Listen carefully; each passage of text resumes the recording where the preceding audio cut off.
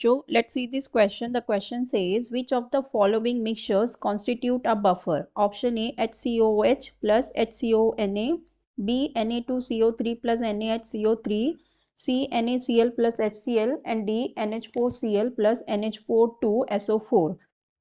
सो यहाँ पे देखो हमें पूछा है कि जो कौन से मिक्सचर्स है जो होगा विच कॉन्स्टिट्यूट अ बफर, ठीक है। सो सबसे पहले देखो बफर होते क्या है, हमारे पास दो बफर होते हैं, एक होता है एसिडिक और एक होता है बेसिक, ठीक है। सो जो एसिडिक बफर होता है वो किससे बना होता है? जो एसिडिक बफर होता है इसमें होता है हमारे पास वीक एसिड, ठीक है। इसमें हमें चाहिए weak acid and plus its conjugate base, its conjugate salt with weak base, ठीक है। its conjugate salt with weak base, ठीक है। तो वो होता है हमारा acidic buffer.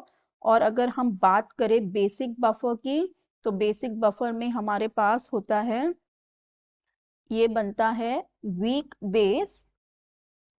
Base and plus its conjugate salt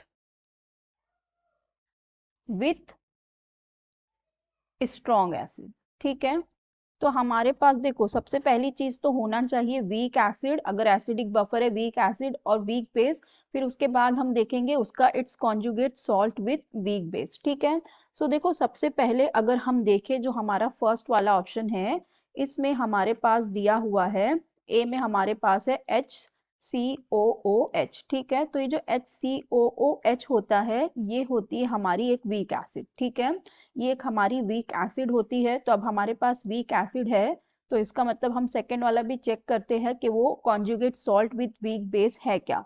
so yes, ये कॉन्जुगेट बेस है, क्योंकि ये देखो यहाँ पे हमारे पास ये हो गया एसिड, और ये जो हमें दिया हुआ है HCOONA, तो ये इस तरह से होता है, इस तरह से होता है, और ये बना होता है Na प्लस से, ठीक है। सो ये जो होता है ये क्या होता है? कॉन्जुगेट बेस होता है। ये सॉल्ट हमें दिया हुआ ना, it's conjugate salt with weak base, इसलिए यहाँ पे Na प्लस आया, वरना हम देखें तो ये इसका कॉन्जुगेट बेस ही होगा। अगर हम इसको एक्वेस सोल्यूशन में डालेंगे तो ये H प्लस दे के क्या बनाएगा? HCOO माइनस ही बनाएगा ना, तो ये इसका क्या हो जाएगा? कॉन्जुगेट बेस हो जाएगा। तो इसका मतलब यस, ये बफर का कॉन्स्टिट्यूएंट है, ठीक है। फिर नेक्स्ट हम चेक करते हैं, नेक्स्ट हमें दिया हुआ है Na2CO3 एंड प्लस NaHCO3, ठीक है। तो देखो यहाँ पे हमें जो दिया हुआ है CO32 माइनस, तो देखो यहाँ पे ये जो CO32 माइनस होता है ये एक वीक बेस होता है, ठीक है। ये होता है CO32 माइनस, ये एक वीक बेस होता है, राइट। ये होता है वीक बेस।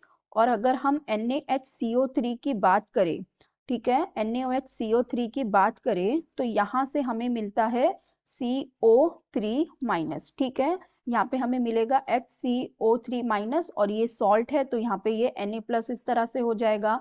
तो ये जो CO3 माइनस होता है ये होता है कॉन्जुगेट एसिड, ठीक है। ये क्या होता है? कॉन्जुगेट एसिड होता है स्ट्रॉन्ग एसिड का। तो इसका मतलब यहाँ पे वीक बेस है और कॉन्जुगेट एसिड है स्ट्रॉन्ग एसिड का। तो इसका मतलब ये जो होगा ये भी हमारा बफर का कॉन्स्टिट्यूएंट हो जाएगा, ठीक है। फिर नेक्स्ट हमें क्या दिया हुआ है? सी में हमारे पास है NaCl और HCl, ठीक है। तो देखो अभी जो HCl होती है ये हमारी स्ट्रॉन्ग एसिड होती है, ठीक है। ये क्या होती है? स्ट्रॉन्ग एसिड होती है, लेकिन हमें क्या चाहिए? वीक एसिड चाहिए या वीक बेस चाहिए।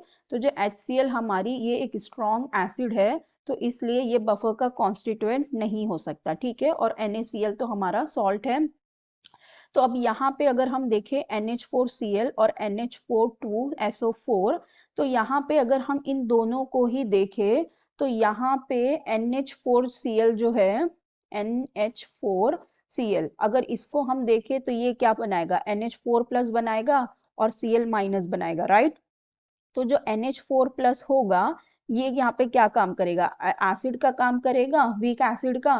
तो अब इसके लिए यहाँ पे क्या होना चाहिए? इसका कॉन्जुगेट बेस होना चाहिए, मतलब यहाँ पे एक NH3 का आयन होना चाहिए, लेकिन वो नहीं है। तो ये भी क्या हो जाएगा? यहाँ पे ये भी रॉन्ग हो जाएगा। सो हमारा करेक्ट ऑप्शन हो जाएगा option A and option B. So I hope you understood it well. Best of luck. Thank you.